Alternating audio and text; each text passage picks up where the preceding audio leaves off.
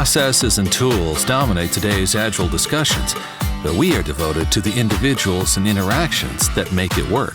From the beginner to the veteran practitioner, we have something for you. Welcome to Agile for Humans.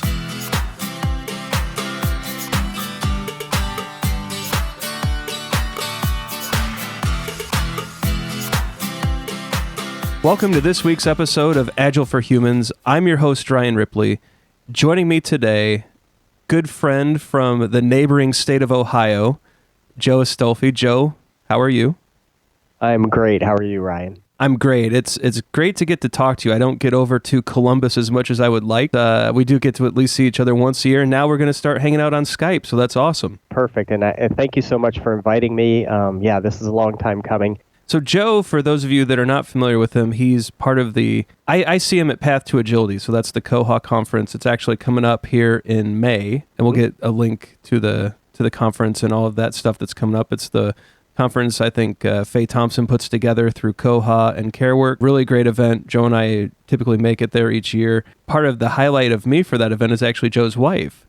She takes wonderful pictures throughout the entire event. I steal many of them for podcast episodes, and she graciously lets me use those photos, and just lovely to talk to. So between Joe and her, it's wonderful to get to see them.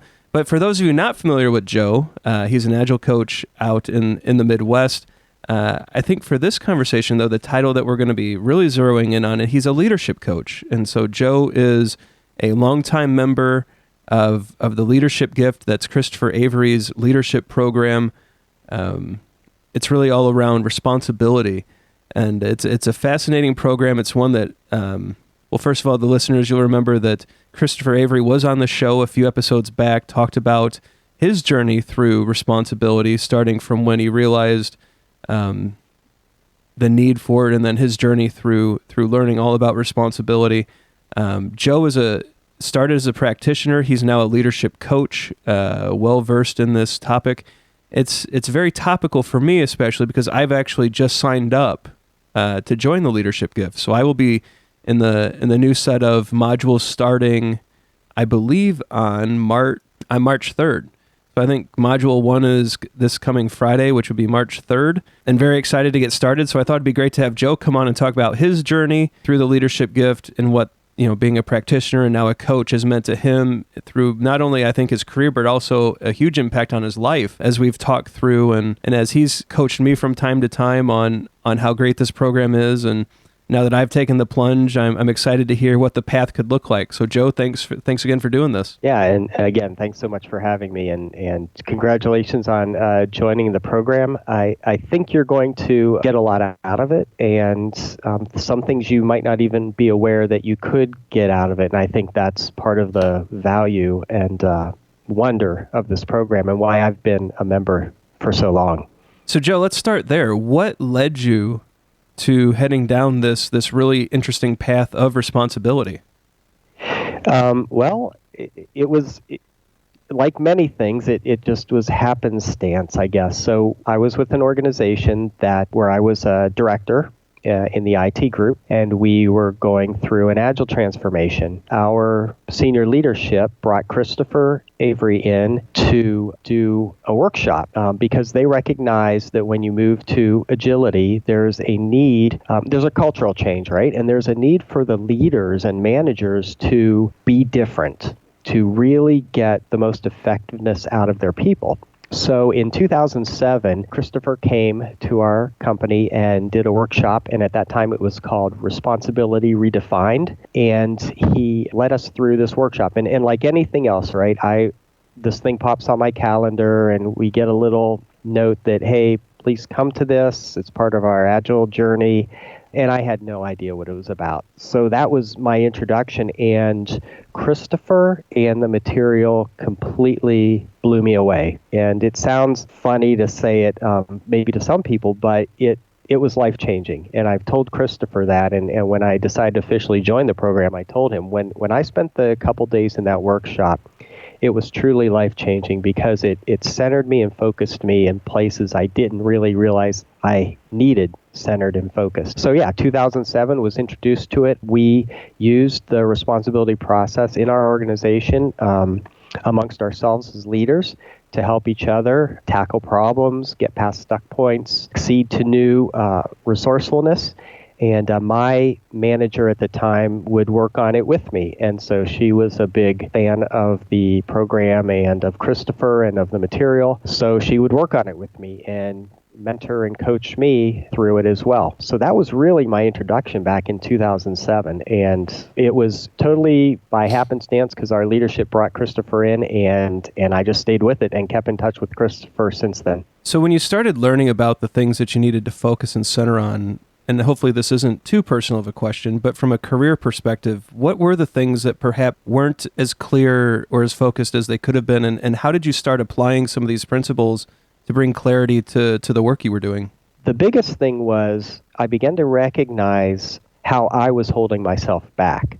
So when we encounter, and you have a podcast where Christopher goes through this, which is great. So the folks listening hopefully have listened through some of that. But when I would hit a problem or an upset or some dissonance inside me, not feel good about something, typically I would do what most humans do because we are human and look for one of the coping mechanisms. So I found myself coping a lot, and a lot of it lied around obligation, where I have to go to this meeting, I have to do this because I'm a management member of work, even if I don't really agree with it, I have to do these things. And I wasn't into them, right? It's like, I don't really want to do this, but I don't know how not to do it, right? Because that's how we get things done. We're obligated to do them. And so I found myself landing there a lot. I also found myself in justify a lot. So I tell people I am great at telling myself stories about why things are the way they are and how I have no control over them. And I would say landing in the justify and the obligation, and maybe even the justify to a bigger extent, would keep me from really being more effective and being happier and being a better leader to the folks who I worked with. And so once I understood those states and what I was feeling, I could then start to figure out, how do I get myself off of that? How do I progress to a place where I have some power and some resourcefulness where I can actually confront this, whatever it is upsetting me, and attack it and resolve it. So it sounds like the initial step, and I know Christopher went into some of this as well, is really awareness. Oh, absolutely. Awareness is huge. And the scary thing is, I know there are things I'm still not aware of that I have yet to become aware of, right?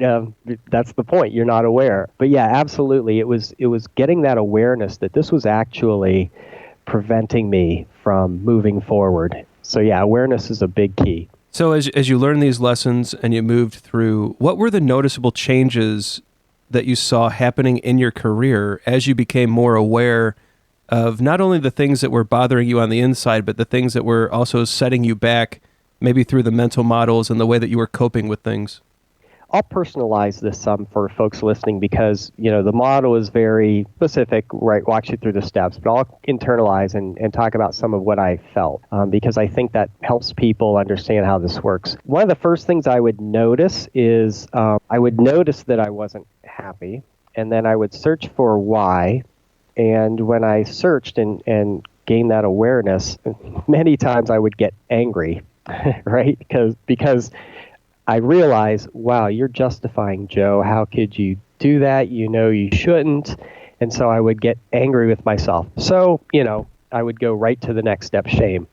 It's funny how this process works. It's not funny. It's true how this works. So I would immediately see where I was and then think that I had to be in responsibility all the time, and that's just not possible because we're human and this is natural. So what I found is I would figure out where I was, then start searching for why was I there and how could I get past it. And I've learned, being in the program, perhaps the why is not as important as we think it is. The why is nice, and maybe it helps us get off of that quicker in the future, but really the place of power is recognizing and realizing that you can do something about this. You do have options and steps forward. So I found myself, what it looked like for me is my reaction time to things I would say, actually slowed down, right? Because the emotion can take over, right? So something happens, there's an upset. Take the case of someone cutting you off in traffic, right? Immediately, you have an emotional response to that, like if you're like most people in rush hour traffic. So in my personal life, in my work, what I found myself doing is stopping and taking a breath. Because as soon as I felt an emotional response coming, I knew immediately I was probably not in a place of freedom and power at that point. I was probably somewhere not there. So it was best to pause, take a breath, and come aware of what I was feeling and where I was. So for me, that was huge because it allowed me to be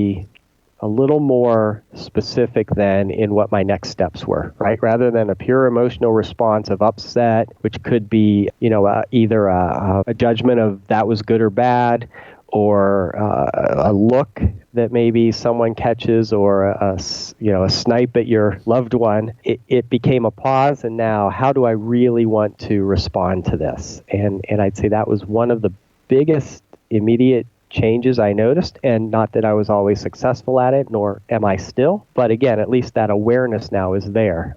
So when I feel an emotional response happening, first reaction or my first thought is take a breath before you do anything else. I think that's amazing advice. And part of the reason that I signed up actually was I found I don't pause enough. I can be impulsive. I do find myself justifying all the things that you talk through. Some of the mental shortcuts that I have been taking, and all of those things that I think are important to work through. I mean, once you decide that you want to get out of those restraints, and I call them restraints because I do think they hold you back, as you mentioned. A lot of those things keep bubbling forward, but it's interesting to hear how just pausing for a moment and being aware of the fact that an emotional response is bubbling up, and how that can be powerful. Because I think we've all have.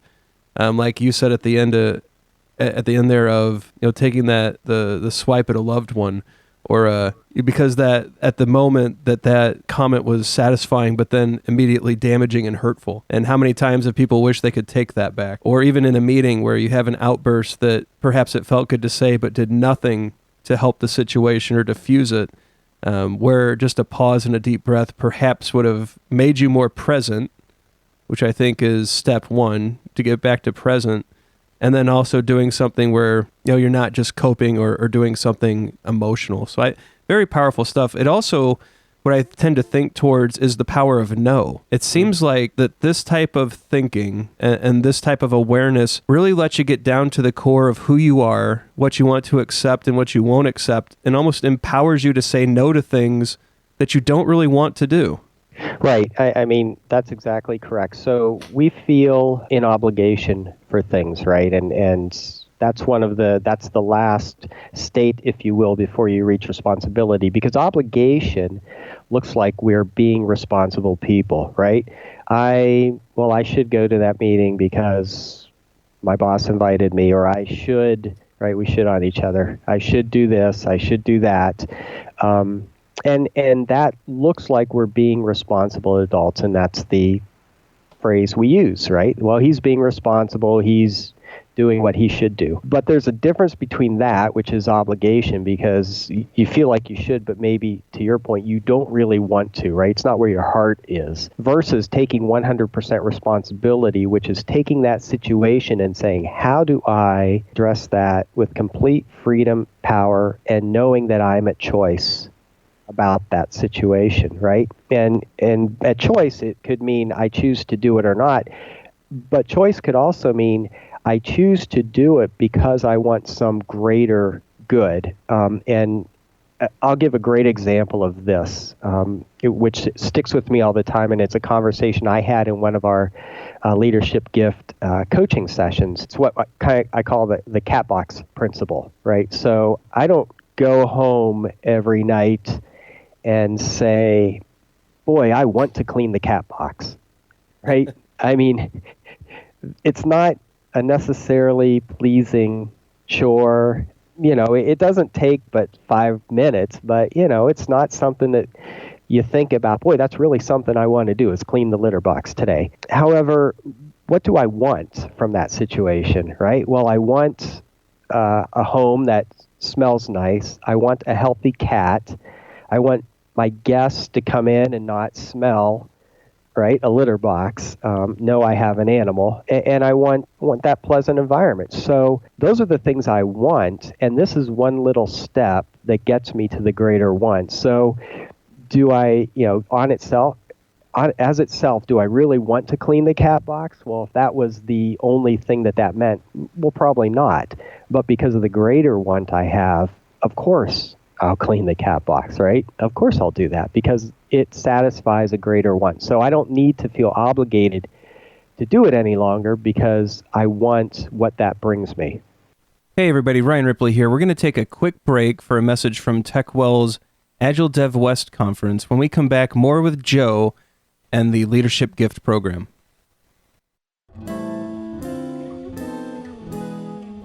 Looking for a conference that gives you customized learning options to explore Agile and beyond?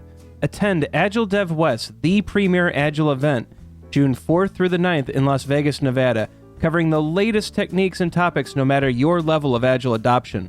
Learn both foundational knowledge and new methodologies to develop skills, supercharge knowledge, and re-energize your career growth.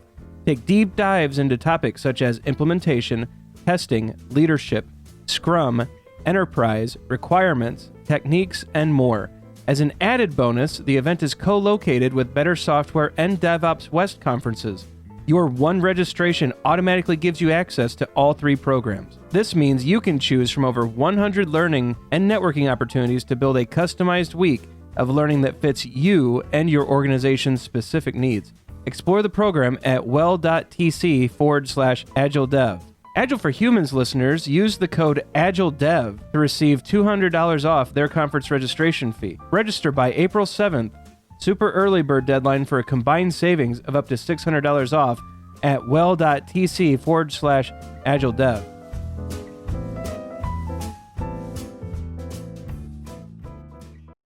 So just before we get too much further, can we talk about just the process real quick for the listeners that perhaps haven't listened to the Christopher Avery episode? Can you walk through this flow just so that they have a little bit of context around the process? Yeah, sure, absolutely. So, our 5-minute quick run through it. So the responsibility process is something that happens in our mind when things go wrong. And things go wrong all the time, every day. And this is human, natural. We found it occurs in all humans, regardless of age, sex, religion, culture. It's a natural process. So when you're in motion towards a goal and something goes wrong, then the first thing we do is lay blame, right? So the first place in our mind is lay blame. We look for someone who did this to us, right? And our common example is I go to leave for work, I go to grab the keys where they normally are, the keys aren't there. The first thing I think of is, who took my keys, right? Who shall I blame for this? If we determine that that's not a place of power and choice, we'll graduate to the next position, which is justify. And in justify, we say that the set of circumstances caused what we have. So, well, of course, my keys aren't there because I was in a hurry last night. Dinner was ready. I got home late from work. I had a stressful day. Anybody in this situation, of course, would misplace their keys, right? So telling ourselves a story about why things are. The next position is shame. Once I decide I'm not going to tell myself a story, then I turn the cause of my situation inward and say, oh, I am to blame, right? So it's blame turned inward with shame. So with shame, it's I'm lacking something, I'm not good enough, I'm an idiot, right? I somehow lack. And how long do we want to beat ourselves up? So once we get off shame, we go to a state called obligation, which means I have a situation, I'm stuck.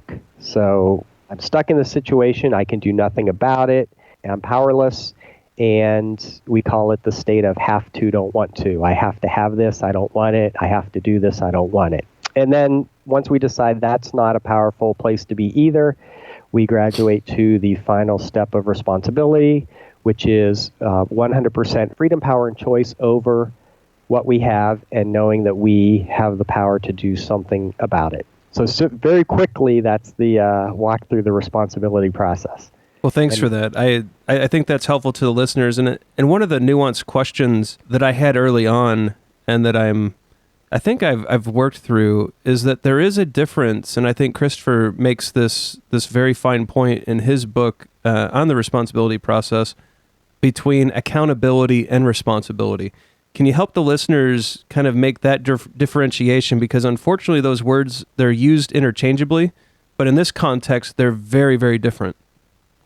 Right, and I use that definition everywhere I go because it helps us get our mind around what those mean, especially with my work with teams, starting new Agile teams or really any team where people are going to work together.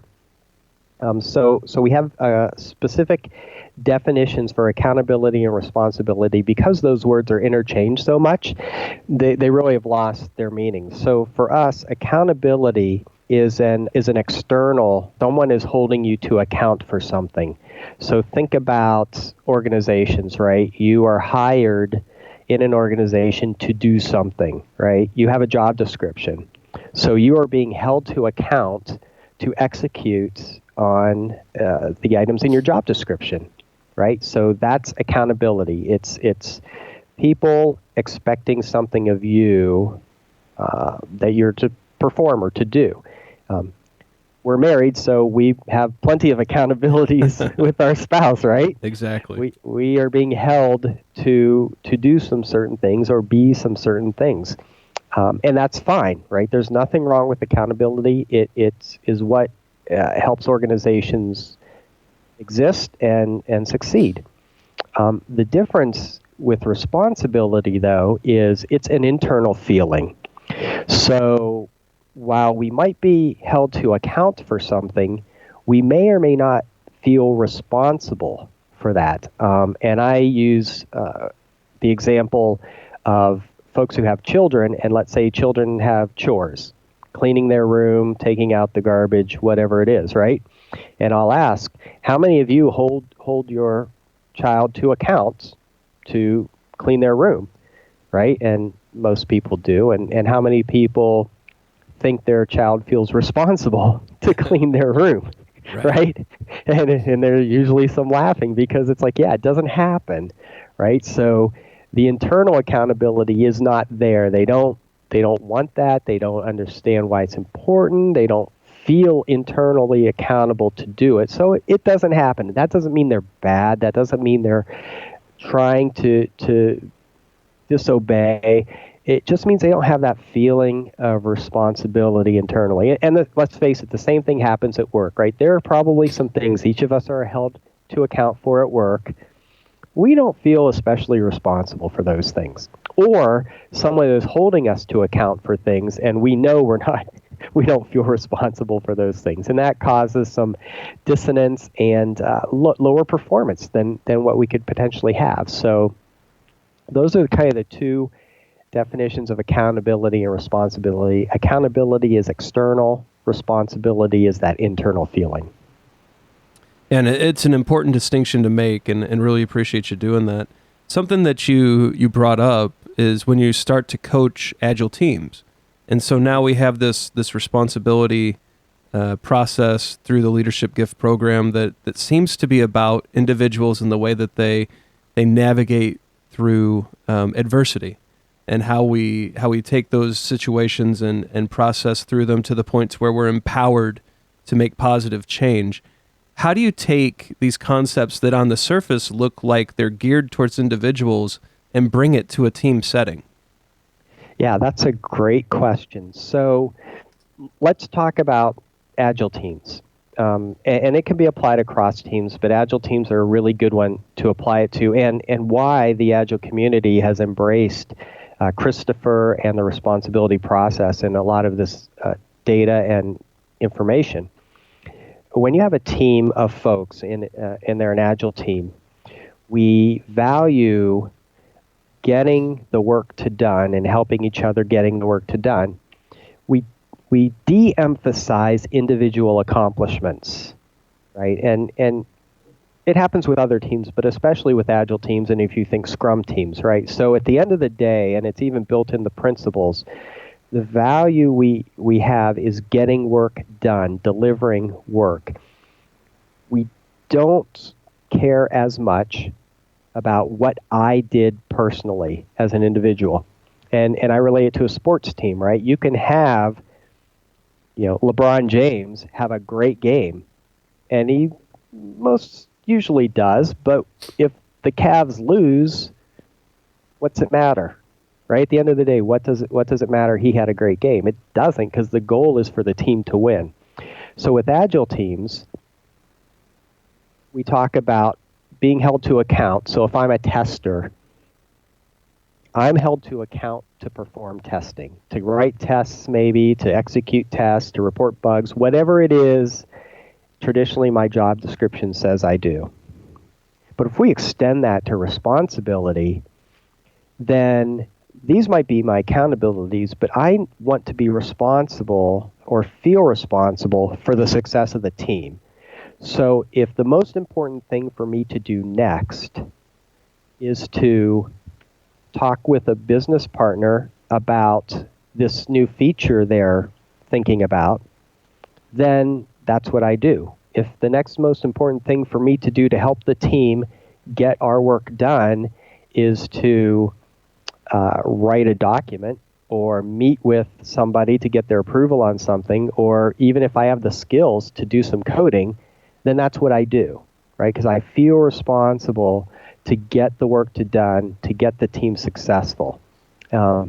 Another way to think of it is, I use the basketball analogy, but I like to use the hockey analogy. And I know, Brian, you just had Brian Beecham on, and he talked a little hockey, so my ears perked up immediately because I'm a big hockey fan. But, if you're a centerman on a hockey team, you take face-offs and you try to score, and you are usually somewhat defensive-minded. So you play multiple roles. If I'm a winger, I'm usually asked to score. But if we're not in a scoring position and I'm the first or second one back on defense, I don't stand there and hope the defense gets the guy with the puck, right? I play defense. The same with the defenseman. If I'm moving the puck up the ice and I'm one of the first ones up and I see a scoring chance, I don't stop and wait for someone else on offense to come by me so I can give them the puck so they can score. No, I take the puck and I go with it. That's being responsible for the success of the team, right? Not just for what I'm being held to account for. And that's what I use with Agile teams, especially starting new teams. I use those analogies about being responsible for the success of the team to move the work forward so we all win. Yeah, it's one of those important, what people call soft skills, that are not often coached or trained effectively, but are immensely important, which is what another one of those curious things that led me towards this whole program. It's the idea that we can coach and train teams on that greater good, on that feeling of being responsible for your team's success, regardless of what other people are holding you accountable for. And it's almost like a service of something greater than yourself is what it kind of manifests into. That goal of getting your team across the line, as opposed to getting your three things checked off on your upcoming performance evaluation or whatever it is. And I find breaking those barriers and breaking that thinking and getting people to that thinking about the team overall, it's one of the harder things we do. And it's interesting that some of these practices can actually help us in many of those instances. Yeah, absolutely. And we can extend that outside the team as well. And this is the other thing I do. So when I'm working with these teams, we might have an external dependency, right? And it happens. Maybe we need a database analyst who isn't part of the team to do something for us. Maybe we need middleware or a web services team to create something for us so we can move forward. And it's typical that we say things like, well, we're waiting on them, right? Or, yeah, we want to get that done, but we can't do it because they are not doing it or aren't able to do it, or, right, whatever the reason. And whenever we start that reasoning, right, we're probably somewhere in lay, blame, and justify, and so we're stuck. We're not moving forward. We're not progressing. And so what I talk to teams about is, how can we take 100% responsibility for that situation? What can we do more than we're doing right now? oh, well, I could go talk to that person. Hey, yeah, that might be a great idea. Or we could start letting them know sooner we need something so that we don't get stopped. Yeah, that's a great idea. What else can we do, right? So it gets us into those higher levels of reasoning and problem solving when we don't let ourselves stay in a justification mode or in a blaming mode, right? When we say, what can we do? What more can we do? That starts the process of pushing us into responsibility, making us more effective, helping us be more effective, and really helping everyone succeed together, even those teams we need something from. Because if we're more responsible to the greater good, which means maybe we're more responsible to the organization as a whole, we'll want to help them help us, right? So, hey, if we engage you 2 weeks sooner, would that help you, right? What can we do to help you rather than just letting the situation stay as it is until they somehow do something to help us? Yeah, it's those situations where if only someone else would do something, I would be more successful. Exactly. That we have to fight through. If only this would happen, I would be happy. Exactly. But that's never going to happen, and so you have to make something else happen to get to where you want to be, which is, I think, a very positive message of the whole program. If we take these ideas further, so you and I have both been in IT director roles for companies. I think we've both stepped away from those roles, which is an interesting topic in and of itself. But when we take these ideas of responsibility and apply it to the way we manage people, you would think that this would actually change the model of management and the way that we lead. You know, what changes have you seen in the way that when you're back in that role or when you're expected to lead others, how has this process changed the way you approach managing people?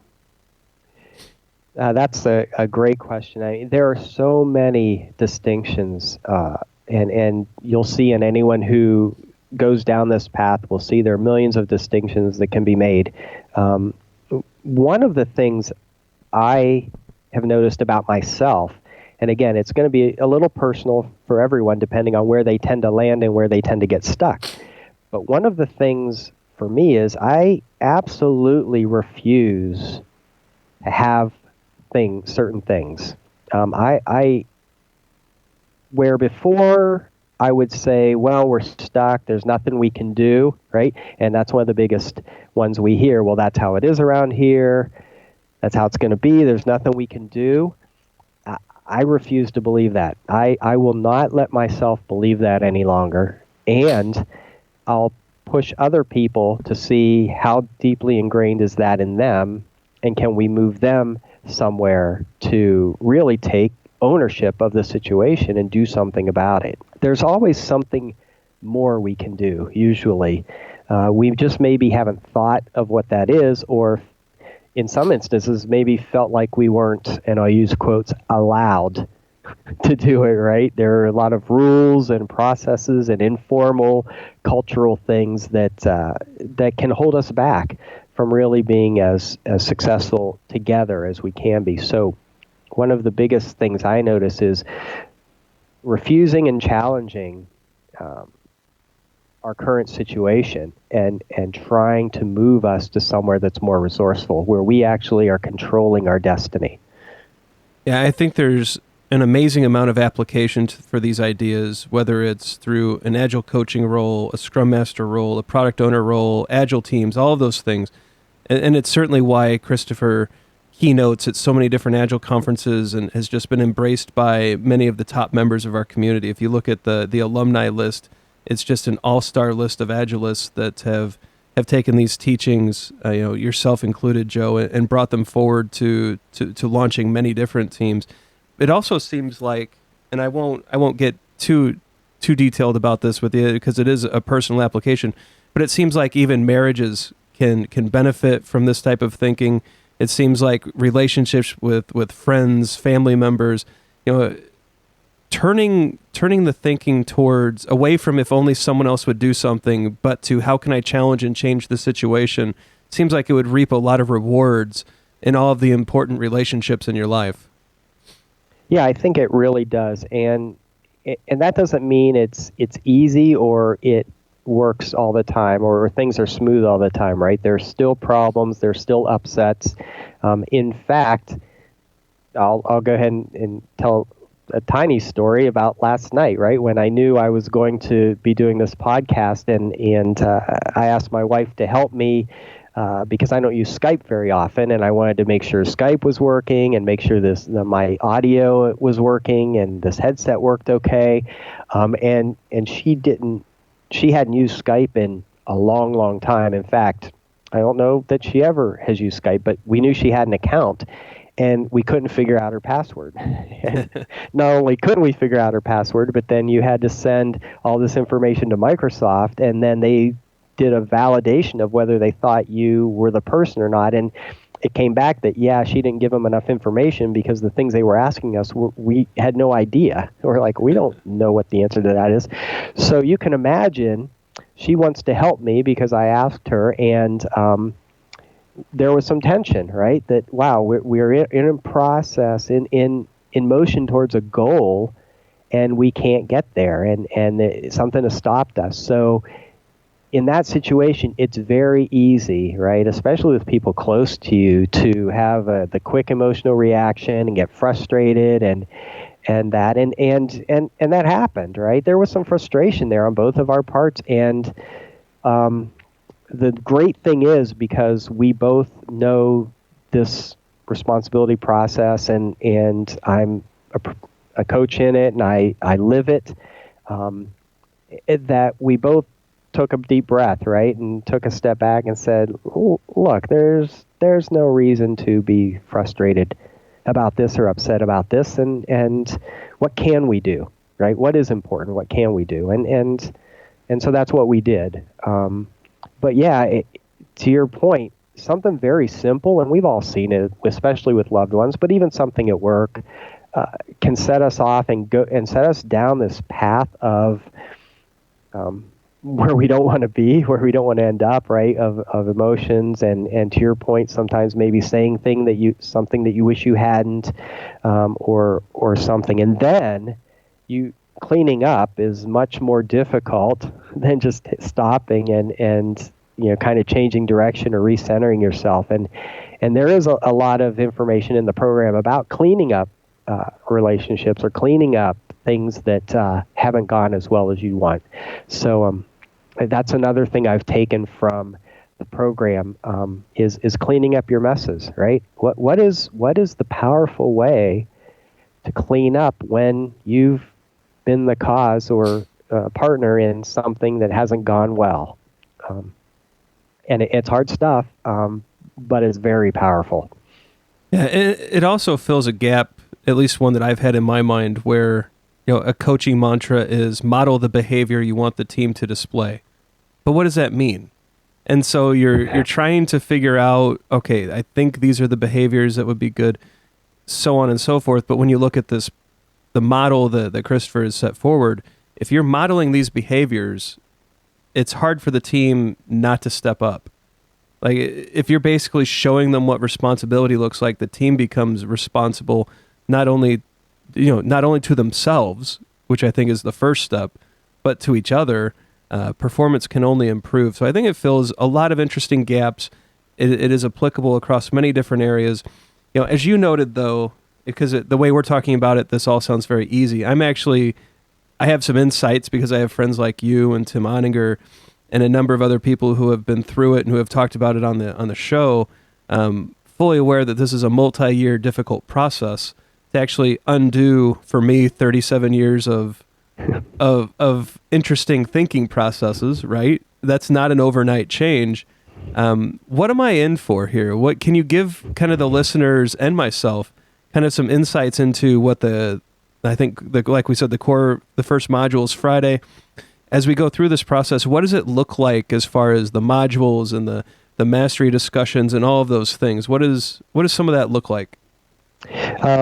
Yeah, so I can relate it to what I've experienced and what I hear other people experience, because I do try to stay in tune with each class, each session that starts up, and kind of hear what they're talking about and going through. And sometimes I take the modules along with all the new folks, because you learn something new, you get a new nuance every time. So what you're in for is, I think you're going to see some very quick learnings and some very quick wins. I think it's things you can start to do immediately. I mean, it is that quick. After week 1, you're going to start to notice things, and you're going to start to see things a little differently. And that is just the tip of the iceberg, and we call it peeling the onion. Because I remember as I went through the program the first time and was getting coached and talking to Christopher and other members and on some of the application mastery calls, which is where we actually get one-on-one coaching and help each other. It's peeling an onion. So as soon as you have a new learning, there's something else right around the corner waiting for you to learn that you aren't even aware of yet. And it's and to your point, yes, it's the deeper you want to go into it, and the more you want to grow your responsibility practice. I mean, the more there is for you to learn. Christopher calls it a lifelong practice. I mean, he's been using it, introduced to it, and gravitated to it. Now is the face of it for over 25 years, right? I'm more of a newbie at 10 years, so. But yeah, and I still learn things all the time about myself, about my interactions, about how I can, to your point, model something differently. Because you mentioned we had both been directors in companies and now are no longer, and that might be a great podcast in and of itself to talk about why that is. But what made me realize is how important behavior is, and how much people are looking at you for those behavioral cues, especially if you're in a leadership role at work. You are going to model the behavior of the person you report to because you think that's the expectation. And whether or not we do that consciously or subconsciously, we'll model that. So it's really important as leaders that we exhibit the behaviors we want. And for me, being more responsible, which means owning my situations and owning what I have, and operating from a position of power and choice, was the way to model the behaviors I would want in others. And as a coach, it's really important, because if as a coach I'm coaching a team and I allow something to stop us and say, well, that's okay, that's how it is, too bad we can't do anything about it, I might be done coaching for the day. That's a good spot to just probably just time to catch the train and try again tomorrow, right? Exactly. Well, Joe, it is the type of modeling of behavior that you've done and that you've presented in our interactions, along with a few of our friends, that led me to ultimately decide to join this. So I just want to give appreciation for that watching the way that you conduct yourself and the way that the behavior that you model, it is inspiring, and it does bring people to the program. So definitely want to make sure that's out there and noted and appreciated. Thank you so much, Ryan, for that. And I want to folks to know, though, that it is a practice, right? I'm at a certain level of practice, and I have farther to go, right? We're all human. We all stumble. We all go into the responsibility process, go below the line, what we call it, out of responsibility, because we're human. And we need to forgive ourselves for that, and then get ourselves back to a place where we are powerful again. So yes, it's a practice, and we're not going to be perfect. And the key is recognizing when we're not where we want to be and getting ourselves back to where we want to be. And so where we're at now is at the end of our time box. And so to honor that, I think at this point of the show, I like to give the opportunity for our guests to get anything out in front of the listeners that they want to promote, that they think people should be aware of. You've already given us so many great gems about this program, Joe, but if there's anything else that you would like to get in front of the listeners, this is your time to do that. Yeah, thanks, Ryan. A couple quick things. we talked about the Leadership Gift Program. So the new semester is starting this Friday, which is March 3rd. However, it is and can be self-guided. So if you're interested in it, it doesn't mean you missed your chance. You can opt in at any time. All the modules, all the teachings are recorded, so you can go back and listen to the recordings and catch yourself up, or you could even self-pace yourself. So I encourage you, if you're interested, to check that out. And if you just do a quick Google search on the Leadership Gift Program, you'll find it. And then I want to mention, you mentioned the Path to Agility, which is our big Agile conference here in Columbus. It's one of the largest, definitely largest in the Midwest. I think second largest in the country, second largest regional. Yep. I don't know. We're battling a couple other really good conferences for that title. But that's coming up May 24th and 25th, and registration early bird will open here in March. So watch for that. You can go to thepathtoagility.com to find out information on that. And we have some international thought leaders coming this year that haven't been to Columbus yet. So it will be very interesting, and check us out. Have any speakers or keynotes been announced yet, Joe? We've not announced any formally. I know a couple of names, but we're not quite at the announcement point yet. But it will be, I think it will be worth people's time to check it out. Excellent. Yeah, Path to Agility put on by Koha, which, Joe, I know you're a member of. Faye Thompson is at the front of, I think she kind of leads the charge and has a lot of great support through Koha and CareWorks Tech and a number of other supporting companies in Columbus. It's hosted at The Ohio State University Union. It's a beautiful venue. It's one of my favorite conferences. I make sure to get there every year. We will be recording, I believe, Agile for Humans at the site again like we did last year. I think that worked out really well. We got a lot of great interviews, so I will be bringing the podcast back to Columbus. So this is one that if you want to have an opportunity to be on the show, if you want to interact with people like Joe, myself, Faye, many of the other friends of the show, this is a good opportunity where a lot of people will be gathering. And like I said, it's one of my favorite conferences, and always make sure to hit it. So we'll get that information in the show notes as we get closer to tickets going on sale and those things getting ramped up. We'll have more people from Koha and the Path on to talk about speakers and things coming up. The other thing that I wanted to highlight, Christopher Avery did release a book late last year, The Responsibility Process, Unlocking Your Natural Ability to Live and Lead with Power. Excellent book. So I've been reading a copy of it. I now have a train commute into my new gig, and so I've been reading it back and forth on the train. It's a wonderful introduction to the process of responsibility. I think it's a great place to start. And so for those of you curious about what all of this means, the things that we've talked about today, it's a wonderful book that I'll get information in the show notes about. Yeah, and one thing to add, Christopher will be in Columbus for Path to Agility. I can say that safely. And we're talking about some things he might do around the book. So if you do happen to have the book or his previous book, Teamwork is an Individual Skill, which I love as well, you might be able to get it signed and have a chat with him. Excellent. So, Joe, thank you again for doing this. I appreciate the preview into the path that I'm about to embark on. So that's been great. Best wishes to you and your wife, and I'm looking forward to seeing you guys in Columbus. Yeah, can't wait to see you. Thanks so much for having me on, Ryan. It's been great. Thanks for listening to Agile for Humans. Let's keep the conversation going. Drop us a question on Twitter @AgileForHumans or visit agileforhumans.com.